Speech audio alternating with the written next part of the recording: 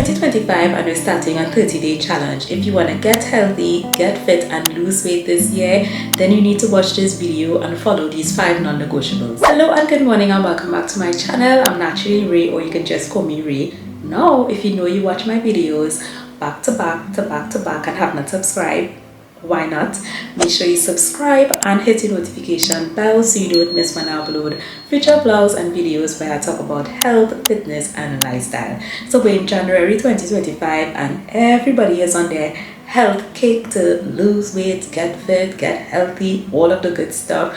Now here's the thing. Yes, I want you to make sure that you follow these non-negotiables, but if in 2024 you set a goal to lose 20, 30, 40, 50, 60 pounds and you didn't even reach close to reaching your goals, then you may want to do a little bit of reassessment and re-evaluation, because you can't expect to do the same things you did in 2024, bring it into 2025 and get different results. Now, I don't know if it is that you were just lazy, you didn't have discipline, you weren't consistent, or maybe you had a pretty reasonable goal to lose 40 to 50 pounds for the entire year. At least I think that's pretty reasonable.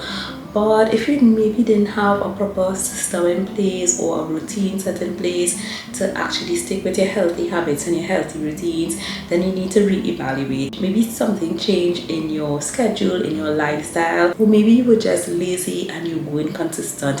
Whatever it is, try to figure out what went wrong in 2024 and also look at what worked, because whatever worked and whatever you were successful doing in 2024, bring it into this year and implement it, so that will help you to stay motivated and stay consistent. Now, this is not the first time I've done a 30-day challenge. My first challenge that I ever did was in July 2024 and I lost 10 pounds in that 1 month, and a couple months after I did my second challenge where I lost another 10 pounds in that 1 month. Now, I would say that because my body fat percentage was very high, it was pretty easy for me to lose that 10 pounds in both times. Actually, with the span from July until the end of the year, about 6 months, I lost about 50 pounds. I was like, oh, I'm so excited about that. Now, right now, I'm focusing on body recomposition, where I lose my body fat and I gain muscle at the same time. My full body composition smart scale helps me to see my muscle mass, my body fat percentage, my water percentage, all of these different readings. It's not as accurate as a DEXA scan, but at the same time, at least I can get different readings, not just that one reading. Because at the end of the day, when I'm focusing on body recomposition, where I build muscle and I lose my body fat, I really need to depend on other readings besides just one number on the scale. So the first thing I'm focusing on is strength training and resistance training. Recently, I did a video where I talked about how to start your fitness journey and how to work out as a beginner. So I would definitely link that in the description box and I'll put it in the cards above. Now, what I would say is, try your best to maybe get advice from a fitness coach or a trainer, or at least do your due diligence to find certified and qualified and reputable persons on YouTube or Instagram or whatever social media platforms you use or apps you use when it comes to your fitness and your weight loss journey, because you don't want to injure yourself. You want to make sure you have really good form when it is you working out certain muscle groups. I wouldn't go through every single thing about the workouts and the programs because I mentioned all of that in that video, but as much as possible, try your best to stick with a program for at least 8 to 12 weeks. Obviously, we're doing this as a 30-day challenge, and I think within this challenge, in these 30 days, it will help you to gauge as to some of the exercises that you maybe would like. Now, obviously, I want you to come out of your comfort zone. You don't want to just do things that you like and you're not actually being effective.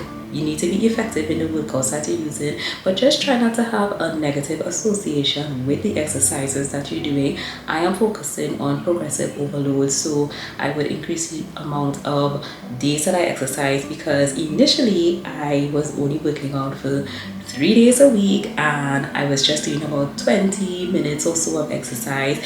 Now I'm still doing 20 minutes, and I know that sounds like a little bit, but I really just had to start small. But I'm working out now for 5 days a week, so So obviously I'm increasing the amount of sets that I do, the amount of reps that I do, the time that I work under tension, and eventually I will start working out for much longer. But if you're a beginner, please don't feel pressure to work out 5, 6, 7 days a week, an hour all the time. You don't necessarily have to do that. Don't even feel pressure that you have to go to the gym.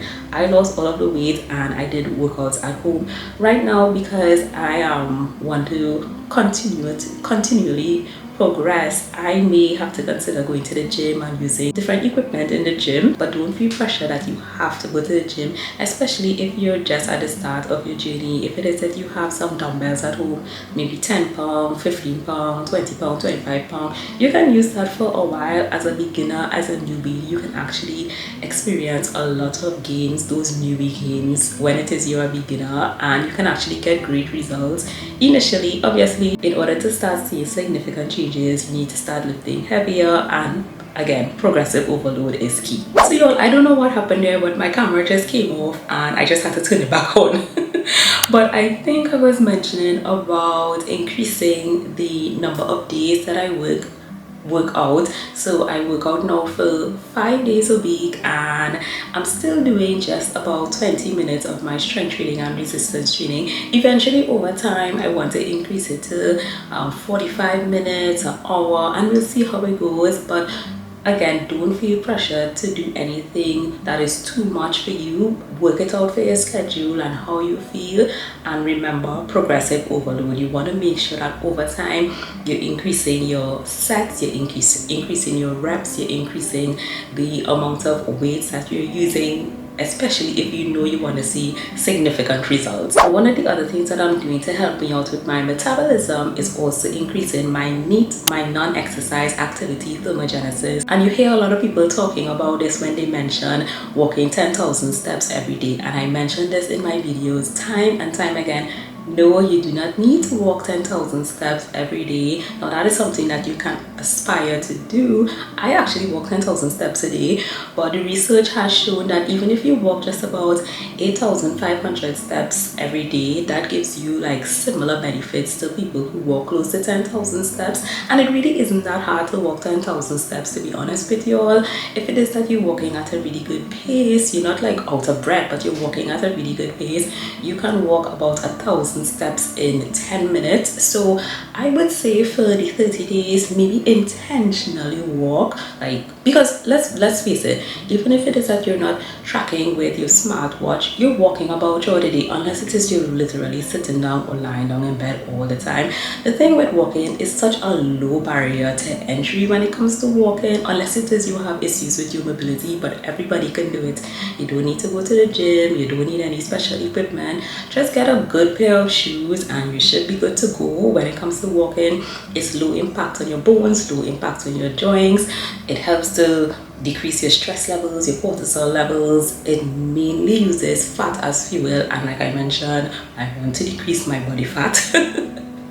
And the thing is, when it comes to your weight loss journey and all these non-negotiables, yes, the scale does show you your weight, but it doesn't show you all the details unless it is you have a full body composition smart scale or other in-body scales, or maybe you do something that's even more accurate as a DEXA scan. Now obviously I know that my full body composition smart scale is not as accurate, but at least I can see the trends. I can see my body fat percentage, my muscle mass, my water percentage, and all of that. But I will say, as much as possible, when it comes to walking and increasing your NEAT, that helps to increase your metabolism, that helps to burn the calories. What you can do to make it easy is walk for maybe just about 10-15 minutes after your main meal, so after breakfast, lunch, and dinner. If it is that you know you live a very sedentary lifestyle, you sit down at a desk a lot, you sit down on your couch a lot, then just get up maybe every hour, walk a couple minutes. All these things add up over time. Like I mentioned, in 10 minutes you can walk 1,000 steps, and even just doing laundry and cleaning and washing dishes or going shopping, all of these things add up to your needs. And even while doing these activities, you're walking as well, so you're increasing your step count as well, and that will really help you on your weight loss journey. Now, another thing I really want you to focus on is staying hydrated. And again, this is something that I mentioned in a lot of my videos. No, you do not need to drink a gallon of water a day. As a matter of fact, a gallon of water every day might be a little too much for a lot of people. I focus on drinking just about 80 ounces of water a day. Of course, you try to calculate it for yourself, whether you're male, female, for your height and for your weight. Calculate what will help you to stay hydrated. What you can consider doing is using some pink Himalayan salt to help you stay a little more hydrated. I don't think that's absolutely necessary. If you're eating a well-balanced diet, a nutritionally dense diet, then you may not even need to add pink Himalayan salt to your water. You may not even need to buy electrolytes, all these expensive electrolytes that people use, or even if it's not expensive, sometimes you just don't need it. Because I do have my scale and it does show me my water percentage, I kind of know that if I'm hydrated or not. But if it is that you know you do a lot of strenuous activities, you're sweating a lot, you're waking out a lot, or your job is very strenuous, or you live in a very hot climate, then you may have to consider drinking a little more water than usual. But I will say it's not absolutely necessary to drink that gallon, especially if it's not recommended for you. But make sure that you're staying hydrated, because that is really going to help you out on your weight loss journey as well. So while it is you're drinking your water, you're increasing your step count, you're doing your cardio, your strength training, your resistance training, you would not lose any weight if you're not in a calorie deficit. I know that's hard for people to hear, but the reality is you cannot lose weight if you're not in a calorie deficit. Now, I'm not saying that you have to count your calories every single day. If you have never counted your calories, you have no idea how much you consume every day, and you find it very difficult to lose weight, or you're in a plateau, what I would say is get one of those apps. They are like free, you just download it, whether it's MyFitnessPal, whatever it is, and at least try to calculate it for maybe a week or two, so that at least you have a general idea. If it's very triggering for you to count calories, I would say maybe at least try and portion out your foods. Have really good portions. Use the palm of your hand to measure your proteins, a cupped hand for your carbs, your fist for your vegetables, and then your thumb for your fats. One of the things that a lot of people talk about is intuitively eating. Now, before I put on all this weight in 2020, I just intuitively ate. I didn't even know about counting calories and tracking macros and all these different things.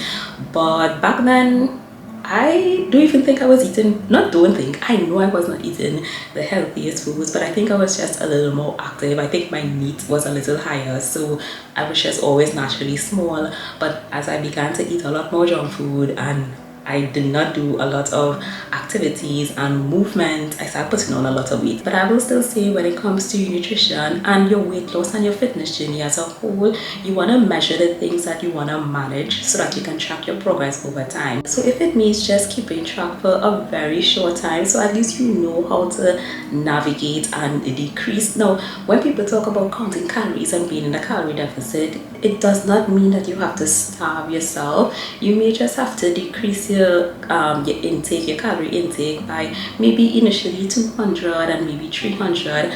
Some persons do 500 calorie deficit, and that's really not a lot. It's just taking out a little bit here and a little bit there. Now, like a banana is 100 calories, so that just means that you decrease a little bit of what you eat for breakfast, lunch, dinner, and snack, and that is gonna add up to a lot of calories, especially if you know you're eating a lot of ultra processed foods. So focus on drastically reducing the amount of ultra processed foods that you eat. I follow the 80-20 rule, where 80% of the time I eat whole or minimally processed foods, and then 20% of the time I have my different cheat meals and treat meals.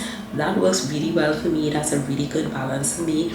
I know some people talk about intuitively eating, and that might be a little challenging for someone who doesn't have a concept of portioning their foods well, and if it is that they are not even in tune with their hunger cues, it might be challenging for them to actually intuitively eat. That's like something I used to do before, and when I started my weight loss journey, and for the first couple of years, it was hard for me to actually intuitively eat, because after over consuming so much food over time, my hormones were out of whack. And I just want to mention that some people talk about on your weight loss journey, no, don't focus on calories, focus on your hormones. And what they inevitably do is reduce the amount of ultra processed foods that they eat, which means that they definitely decrease the amount of calories, because on average, persons who eat more ultra processed foods eat about 800 more calories every day. So that's number one. And then number two, when it is they eat more whole unprocessed foods, they're eating foods that are high in protein, high in fiber, they have macronutrients and the micronutrients, the vitamins and the minerals that their body needs to function properly and effectively. They're eating foods that have probiotics and prebiotics that help out with their gut microbiome. So when it comes to balancing out their blood sugar levels and balancing their hormones, your ghrelin, which is your hunger hormone, is decreased, your leptin, which is your satiety hormone, increases, and you don't get as hungry, you stay full, you stay satiated, rather than with ultra processed foods that are hyper palatable. It causes you to crave a lot, your ghrelin increases, your leptin decreases, and you really eat a lot more calories when you eat ultra processed foods, and your hormones are out of whack. So whether you have insulin resistance, perimenopause, menopause, PCOS, medical conditions, yes, it can be a little more challenging for you to lose weight if you do have certain medical conditions or medical issues, but you still need to be in a calorie deficit. And for those that are saying focus on your hormones, they may be focusing on their hormones, but they're also eating less calories because they're eating healthier and they have healthy habits. So that's just a side note. Now, another thing that I really want you to focus on is your sleep. You really want to make sure that you try your best to get about 7 to 9 hours of sleep every single night, and that might be a little challenging if it is that you work shift on a shift system, or maybe you have toddlers or small children. You may have issues with getting at least 7 to 9 hours of sleep, but I really want you to try your best to look at what you do when it comes to the evening into nighttime and get a really good nighttime routine. Now, what you are a lot more in control of is when you wake up in the morning. So if it is that you set your alarm for 5 o'clock or 6 o'clock, get up at that time. Your body will start to naturally fall asleep, whether you set your alarm for 9 o'clock or 10 o'clock. After a while, your body will naturally easily fall asleep close to your set bedtime. So stay in control of when it is you get up, when it is you don't have good quality sleep, good REM sleep. You wake up in the morning, you're feeling groggy, you're feeling tired, you have a tendency of eating and craving foods that are higher in calories, it's void of protein, void of fiber. As a matter of fact, I forgot to mention when I spoke about nutrition with protein, on your weight loss journey, you want to make sure that you're prioritizing protein. Eat 0.8 to 1.2 grams of protein per pound of your ideal body weight. I try my best to eat about 100 to 120 grams of protein every single day. That will help you to stay full and stay satiated so that you don't have all of these extra cravings, and that is definitely something that will help you out on your weight loss journey. Now, when it comes to the last day of the 30-day challenge, well, I should say day 31, I wanted to use this day as a reward, and not so much of a reward as to the results that you get. I wanted to use it as a reward for being consistent. If it is that you know you stayed consistent and you worked out every single time you said you were going to work out for these 30 days, you stuck to your dietary choices, you stuck to walking out. If it is that you say, you know what, I'm just going to do 8,000 steps, do your 8,000 steps. Now, if it is that you are really a couch potato and you really live a sedentary lifestyle, you may not want to rush to do 8,000 steps every day. Maybe try to increase it, maybe 1,000 steps, maybe every other day or every week. Work it out and see how it is for you. But like I mentioned, it's really not that hard to get an extra 1,000 steps in your day. But your day 31 is to reward yourself. Your reward doesn't necessarily mean that you're going to eat all this extra food and indulge and binge or anything like that. Now, if it is that you want to go to a particular restaurant that you've always been wanting to go to, then fine, but it doesn't need to involve food. Maybe you just want to visit a particular place you've always wanted to go, or maybe you want to just treat yourself to a nice spa day. Whatever it is, use the day 31 as a day to treat yourself for consistency. Not so much if you reach a particular goal, in like I mentioned. Now, because my fat percentage has always been very high, it has been very easy for me to lose those 10 pounds in 1 month, 10 pounds in 1 month. As a matter of fact, for someone who maybe is a lot bigger than me, they might end up even losing a lot more weight in 10 months, not 10 months, sorry. They may end up losing a lot more weight in that 1 month. They may lose more than 10 pounds if it is that their body fat percentage is a lot higher than mine. So don't focus too much on losing an exact number on the scale. Focus on being consistent, focus on being disciplined, because at the end of the day, we want to stick to something that is sustainable, healthy habits and healthy routines, so that you can become the best version of yourselves.